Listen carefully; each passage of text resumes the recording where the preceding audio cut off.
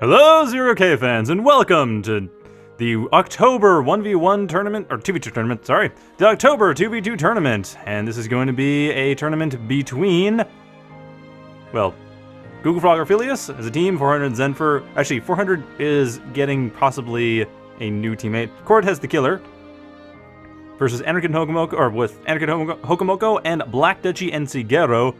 All going at it. We're going to be starting out with a match between Anarchid hokomoko and Blackdutchie and Sigero. That is our first game for today. So this is a bit of a smaller tournament. Not as many people showed up, but hey, it should be still good. We'll only have about 3 rounds of Swiss before moving on to the elimination or tiebreaker if necessary. So a bit of a shorter one. I would still recommend popcorn, but you don't need anywhere near as much as you normally do. So we're just gonna get started up right away. No need to wait because people checked in. Like, that's the thing that you gotta do. You gotta have check-ins, and you got check-ins and everything works out nicely. So we're starting out on Archer's Valley. And I wanted to cast this one because I mentioned before, I was really impressed with Sigero's play in the 1v1 tournament, and I wanted to see them play. Now, granted, Anarchid and hokomoko is a terrifying team, but this is also team play, and in team play, stuff often just happens. I mean, okay, obviously it's not as random as something that, say, like free-for-all or something where politics becomes the biggest deal, but it's still important. The fact that you're dealing with teams still changes the dynamic of the whole match. So I'm very curious to see how this works out. Once they actually... Okay, seriously, this is supposed to be starting. Whatever. We're gonna be moving on to...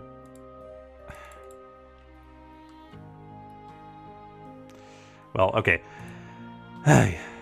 Anyway, I expect Anarchid and hokomoko are going to be fairly difficult. I expect Google Frog and Orphelius to be the team to beat.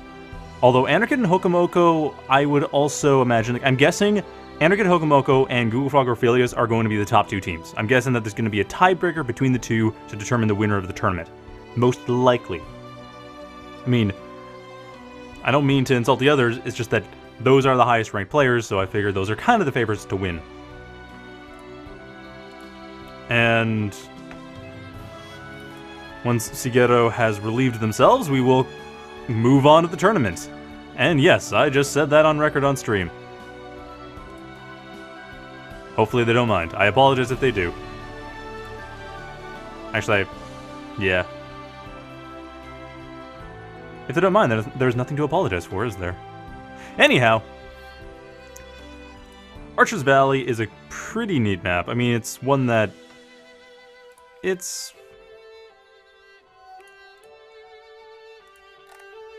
not a symmetrical map. That's actually one of the biggest things about it. It's actually asymmetrical, which is a little unusual. It's actually something worth pointing out, is that you do have... Oh, whoops, that's not the thing I want to do. I don't have a way of showing it. Okay, I apologize. I'll talk about the map when we get into the game. I expected I might have a way of showing it. I did not set that up, because this is a bit of an emergency thing to set that up, since I expect it to be ready by now.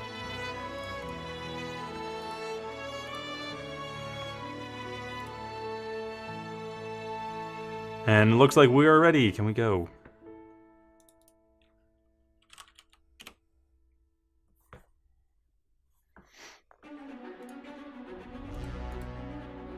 And we are beginning.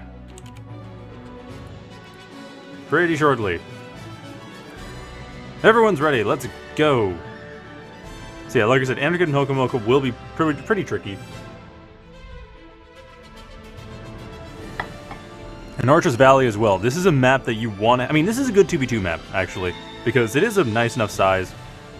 But I am thinking that because it is more of a macro-oriented map, it is going to be probably in Anarchid and hokomoko's favor. Just because, you know, macro is a thing that higher level players tend to be better at. That tends to be the differentiator, is how well do you last in a large-scale, high-economy game.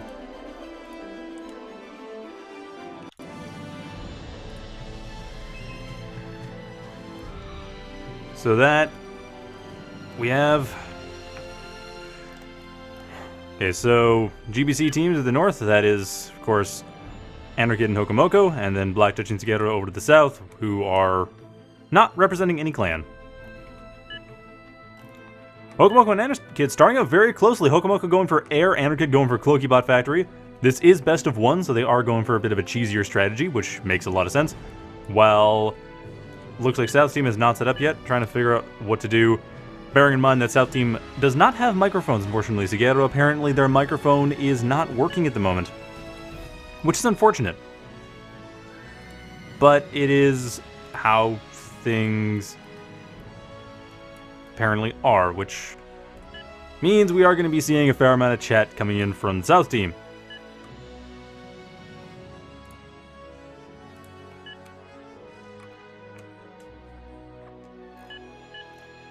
So it looks like South team is going to be trying to play for the long game, trying to play for a more typical strategy, while obviously Anarchid and Hokomoko going for cheese strategies.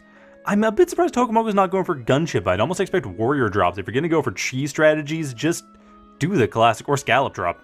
Anarchid goes for gunship, Hokomoko goes for scallops. I mean, Hokomoko loves their amphibious bots. That's just a thing they love. And already we have, Blackdutchie going for Cloaky bot factory, and Sigero going for Spider bot factory. We are starting the first match of the tournament. So what is GBC up to right now? A couple swifts coming out from just the beginning, right off the bat. Anarchid not building anything so far except for some energy. Okay, a couple glaives. Actually, it looks like the North team is being fairly typical. I expect a bunch of Ravens will be popping up fairly shortly. South team, on the other hand, Blackdutchie, of course, going for glaives, means what you do, and fleas coming in from Sigero, because that's also what you do. So everything here, pretty much what you do. Nothing really out of the ordinary, nothing particularly unusual, both teams going for fairly typical strategies. Although, Hokomoko, there we go, there's the Ravens. Slowly but surely coming out there, so I'm going to be expecting, obviously, commander bombing. We haven't seen commander bombing as a thing in months, if not years, but hey, this might be the first game in months where commander bombing is actually part of the tactics, part of the strategy. Since, like I said, that's not something that's been used in a long time. Very few people have actually been using it. Ever since gunships became the de facto air standard, that's pretty much been everything. Like, you have your rapiers, you have your banshees, you occasionally have brawlers, and occasionally you have drops. But no, today we're going to be having ravens. And probably commander bombing, because that's what you do. Well, South team, like I said, going for the longer game, getting Sigero, getting Venom Red back, Blackdutchie going for more of an economic build. Getting their workers, getting everything set up. Only one Weaver for Sigero. South team doing okay economically, though. Definitely doing better economically, and going in for a bit of an assault. Very rapidly finding out, I think, that they should see air. We have Tarantula, so they know there's air. I mean, this Swift kind of gave it away already.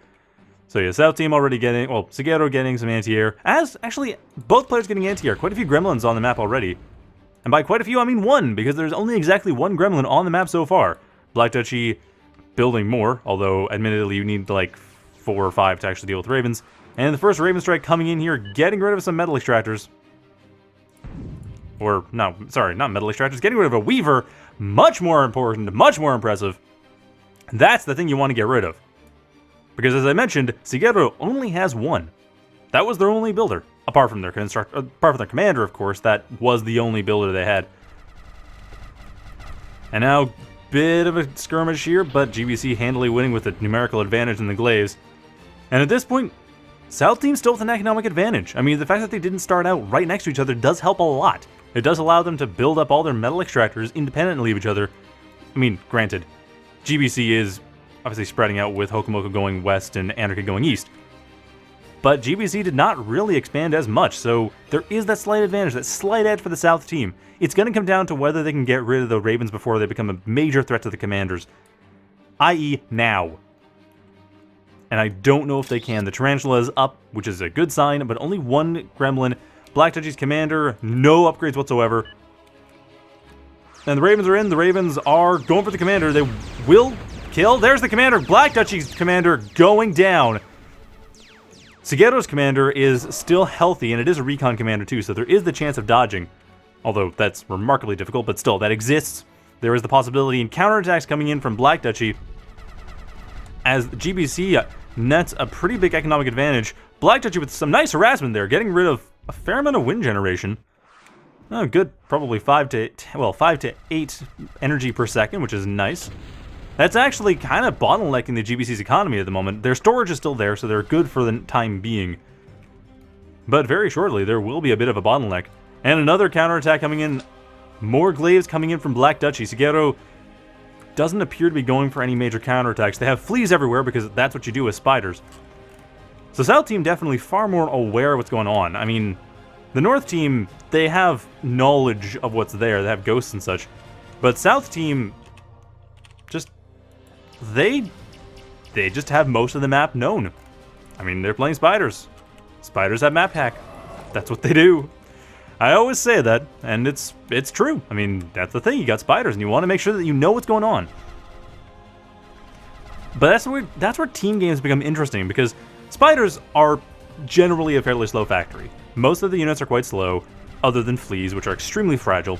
So getting into head-to-head fights, I mean, okay, you basically need to figure out where things are in order to ambush them. When you have teams, that dynamic changes heavily. Ooh, nice Thunderbird coming in here, getting all those glaives out of commission. However, a little bit late there, as we did see those glaives already wiping out the GBC's glaives. South Team a little bit behind economically still. That loss of a commander, that's 4 metal per second. That's meaningful. So that's going to be a problem for the time being. I mean, South Team is holding pretty well. They're not doing a bad job hanging on. But their economic disadvantage is going to be a problem. And that Tarantula dissuading any Raven attacks on the main army. But yeah, the fact that at this point, South Team has a lot of knowledge in the map. They have a lot of map awareness. And of course, like, basically, Sigero provides the map awareness. Blackdutchie provides the firepower with all the glaives. I should say the rapid response firepower with all the glaives. Very good combination, but at the same time, Anarchid going for a counter attack, getting rid of yet another Weaver, and I think that's, once again, the only Weaver that Sigero had. I don't see any others on the map. No M's anywhere on the map. And I realize that is a tilted E, but it is an M. It is also an M. M for engineer.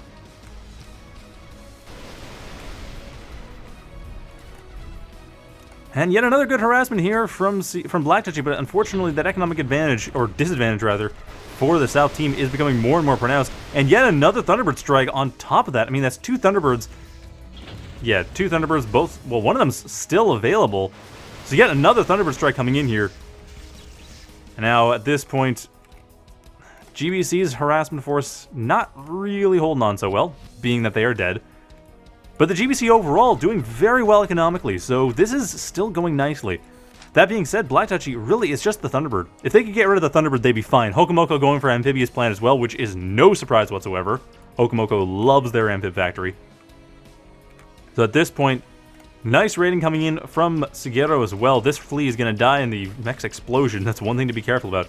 Always worry about those. Seriously, always worry about those. And down that flea goes.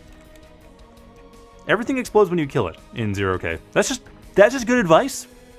Everything explodes when you kill it. So you don't want to get too close to things when they explode. Most of the time it doesn't matter, but when you're using fleas, it matters immensely.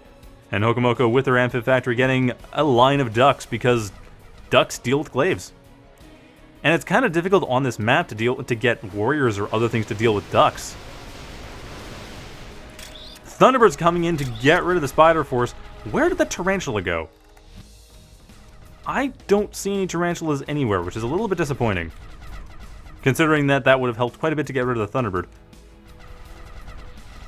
And more rating coming in. Anarchid with that center mech. Bear in mind that the center mech is +4 base, not +2. There are a couple other +4 mechs around the map. Or, no, I'm thinking of a different map. I am thinking of a completely different map. This one only has the 1 major mechs. And that is currently in Anarchid's possession. That's a huge part of the economic advantage, actually.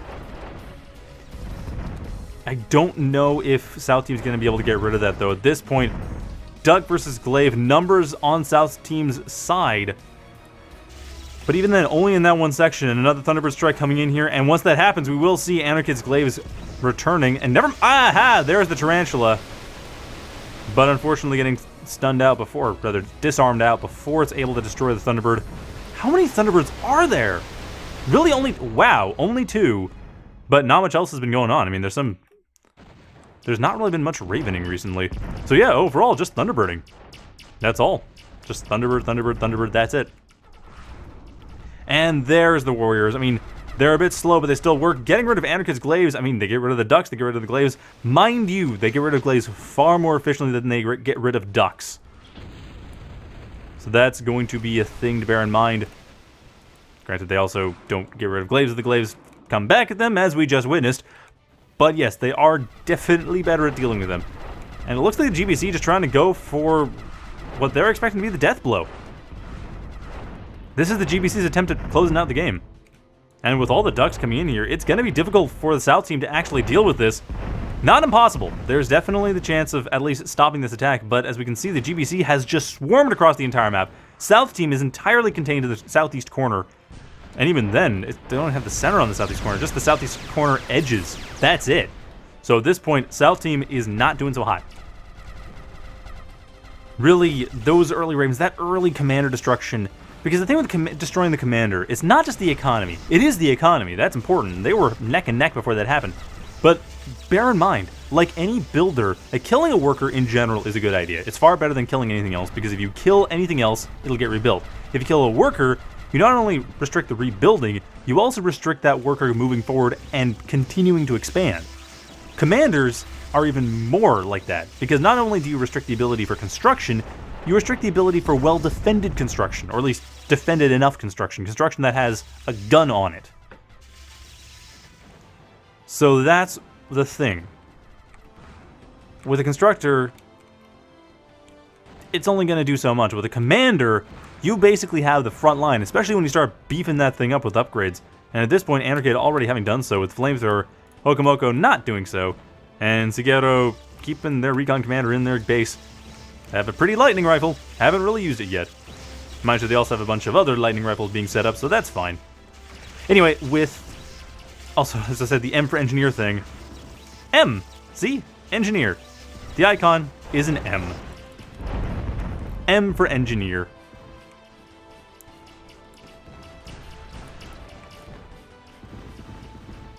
Anyway, with...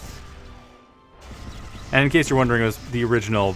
I realize constructors typically determine 0k in Total Annihilation, and in Supreme Commander in particular, it's Engineer, which actually, that's, I think, where the icon comes from. It is Supreme Commander, where it is, in fact, Engineer. And at this point, enough warriors have been built up by Blackdutchie to actually pose a threat to Hokomoko's ducks, and Hokomoko, realizing this, moves the ducks away. Southeast team going for one last hurrah, trying to at least take the eastern side and hopefully stabilize a little bit economically. At this point, the GBC with double the economy of South team, making it very difficult for South team to actually do anything. But valiant effort nonetheless, those Thunderbirds being the real reason. That is the biggest reason right now why the GBC has been holding on so well. The early commander kill helped a lot, but those Thunderbirds are continuing to solidify that advantage. There's not a whole lot that can be done about them because, of course, as soon as they come in, I mean, unless you have anti-air that's... I guess... Man, what level of anti-air would you need? You almost need air-based anti-air, really. Unless you have that, you're kind of screwed. Hokomoko's commander, under threat, but not really... Not gonna die. Those ducks coming in to help out. Little bit close. Kind of close to the line. It's like 50 health or something. 80 health when I checked, but it got a little bit lower, because, of course, auto-repair. But yeah, that was risky. Didn't really expect that was going to blow up, though, and I was right. It did not blow up. So, that's the thing, is like, tiny little things here and there, they help, but the Thunderbirds... If Sigero or Blackdutchie would go for Tridents or go for Swifts and just take out the Thunderbirds, or at least just go for Tridents and Swifts to force construction of things other than Thunderbirds, to force Swifts and other stuff to be constructed, and then repair and so forth, that might help reduce the... Okay, it wouldn't really help much. The Thunderbirds would still rearm as quickly, but still... Getting Swifts would at least help, or Tridents, would at least help get rid of them. Get rid of all those forces, get rid of the Thunderbirds, and that would help. Phoenix coming in here with a bit of a miss. Managed to get a few Venoms, but didn't really deal a lot of meaningful damage. And these Glaives trying to deal what they can, but not really able to do much. I mean, kill the Venom, that's not bad. But against this army here, it's like Recluses to get rid of Rockos, Venom Redback to get rid of Glaives. This is a pretty good composition. Sigero knows what they're doing. They've got their composition nicely set up. Whereas right now, Hokomoko with the boys similarly responding to what's being set up. The boys to get rid of all the warriors here. But I do feel like South Team not switching factories, and that would have had to have been a little while ago, actually. This is almost too late. It'd be very risky. I could see it possibly working, but it would be risky as hell. But if they did switch factories into anti-air to get rid of the Tridents, get Tridents to get rid of the Thunderbirds, that would help. Because, really, those Thunderbirds are the big problem. That is the problem. It's like, you have Thunderbirds, and that's just death. I mean, what more can I say about it? You have the Thunderbirds stop the forces from attacking, the forces that can't attack just get killed. And more Glaives. Oh, Glaives getting sandwiched here from Anarchid, trying to put in what attack they can, what damage they can. They should be able to get rid of a few of the Conjurers, though. Going straight for the factory, and Blackdutchie's factory should be able to survive, but it'll be very close, and that factory, 33% health left, but very much alive. Problem, however, could be that a couple Ravens could come in and try to destroy it. There's a Raven. That could still be enough to destroy the factory, and at this point, Blackdutchie and Sigero both only have one factory each. So that is still a problem. I mean, the biggest problem still is the Thunderbirds. If it weren't for the Thunderbirds, South Team would be doing far better at dealing with stuff. South Team is a much better composition. They've been doing far better at tactics. They've been doing far better at positioning. The problem is just that they aren't, except for the Thunderbird. The only problem they've been having is that their forces have basically not been allowed to fight. They've been locked down most of the fight because those Thunderbirds keep coming in and keep dealing with them. Everything else they're doing quite well. They just aren't getting rid of the Thunderbirds. And if they were doing that, they'd probably have far more of the map and be in a much better position right now. But as it is, Dante screaming across the battlefield very slowly, but loudly, wiping out everything in its path, because that's what Dantes do. Looks like the Venom's trying to set up an ambush here, try to maybe either set up an ambush or simply avoid. It looks like it is purely Recluse territory here. Do not want to risk the Venoms. Do not want to try to stun out that Dante. If it worked, obviously it'd be really good, but the problem, of course, is making that work in the first place. And another Thunderbird strike, and nice Phoenix strikes there. Good job damaging most of those Venoms, which really can't do anything right now. The Recluses, however, still dealing with the Dante. Bigger deal here is that it's actually keeping the Dante in check. I mean, yeah, it's not killing it quickly, but it is stopping that Dante from attacking. And the Warrior is keeping this one little corridor safe. Man, South Team started reclaiming this stuff. Send like one or two of these Conjurers over here to reclaim this giant field of wreckage. And all the wreckage inside their base. That would be a lot. That wouldn't get them quite to parity, but it would help. It would certainly stem the tide somewhat. But I think at this point it's too late. Reclaim would be very helpful, but it's, yeah. Sigero and Blackdutchie resigning. Good attempt, but really those Thunderbirds just paved the way for the entire map being conquered, and at that point, you have no economy. You have no way of getting back from this. I don't think they realize that it is best of one, though. It is best of one, I'm fairly certain. I mean, it's the Swiss round. Now, of course, I could be wrong. Could have been switched out due to the lack of teams, but I'm fairly certain that it is best of one, and GBC takes the match. Like I said, Hokomoko and Anarchid are the teams to beat here. And actually, we're probably going to see Hokomoko, I think the match I was talking about before, that's probably going to be round 2. In all likelihood. Just, I mean, if you think about it, unless Google Frog and... Oh, wait, did they not win? Oh, they didn't win. Oh, wow, really?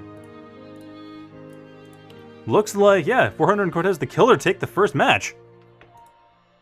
Alright, so we have Google Frog and Orphelius versus Blackdutchie and Sigero. I want to see how 400 and Cortez the Killer play. I'm guessing that we're going to see Google Frog Orphelius versus Anarchid hokomoko in the last match, but we'll see. We'll see how that goes. So 400 and Cortez the Killer are currently... Where are they? I want to see them play. I haven't actually seen Cortez the Killer.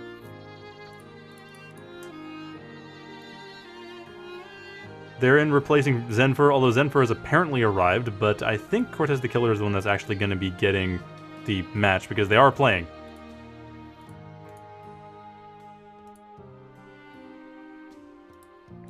Anyway, Just waiting for the next match to start. Oh, wait. Archer's Valley? What? This shouldn't be Archer's Valley.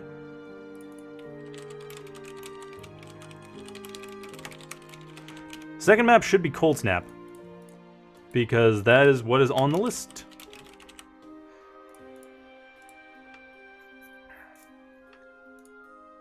So, we have...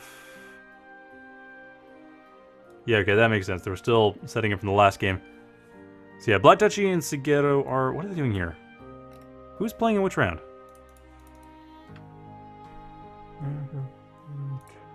Oh, that's why.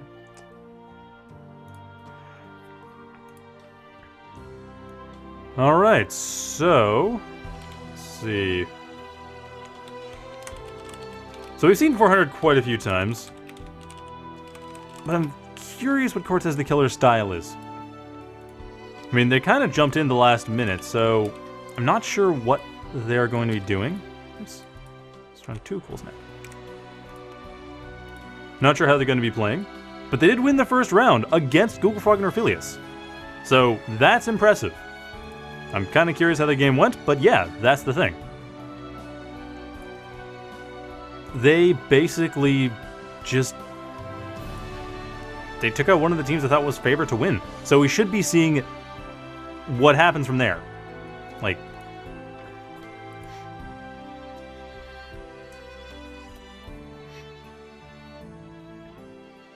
This point looks like we are actually figuring out who is playing. Like I said, Cortez the Killer did sub in for Zenfur, and I'm pretty sure 400 would rather play with Zenfur. And it looks like Cortez is allowing... Okay, Cortez wants Zenfur to play. Not sure what's going to happen here, because Cortez the Killer is the one who's actually playing. So I don't know.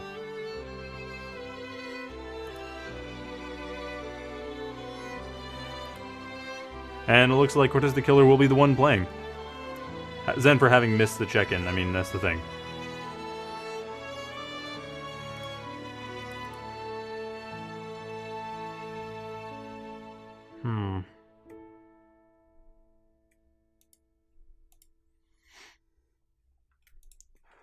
Alright, so we have Anarchid hokomoko versus 400 and Cortez Killer. That drama regarding Cortez Killer or Zenfur having been resolved rather peacefully. Or to be more precise, having been arbitrated from the top down, but still both sides seem to have accepted it. So, that works. At least for now. We'll see, hopefully people don't get too pissed off, but yes, that is the current setup right now. We have just waiting for the game to start. It's going to be on Cold Snap, which is a far more team-oriented map than the last one was. I mean, okay, yes, Arches Valley is still team-oriented, but Cold Snap, you have the start location set up to allow for teams to be set up in a way that works. Like, in a way that is distinct. And it's more of a 3v3 map, honestly. Because you have the top, and the middle, and the bottom. They're almost distinct lanes. With 2v2, it becomes a bit trickier, because then you got to figure out which parts your opponent chose. Wow, I'm sorry. Haven't been up that long. But yeah, depending on which ones your opponent chose, it does change the matchup somewhat in terms of rush distances and what factories work better. Like, for instance, if one team goes bottom, like bottom middle, and the other team goes top middle, the top player could easily go for air. Because the top is much more defensible than the bottom. So the top player could go for air, that makes it a lot easier to set up, and we are seeing Anarchid hokomoko, so once again we could see another air setup. Now, I'm fairly certain 400 and Cortez Killer realize this is best of one, and therefore it's one match. Like, it's one and done, keep going. So they're probably going to go for a bit more of a cheesier build. Blackdutchie and Sigero did not seem to realize that. They seemed to think it was the elimination part of the match, it was the best of three part. It is not. It is best of one. So, cheesier strategies work okay. There may be a tiebreaker at some point. Normally, for those of you not familiar, normally what we do is Swiss rounds until we have like a solid top four, which is usually 5 rounds. And then the top 4 in the Swiss round is seeded into an elimination bracket, double elimination bracket, and that is used to determine the winner. Or winners, the top position, the top placements.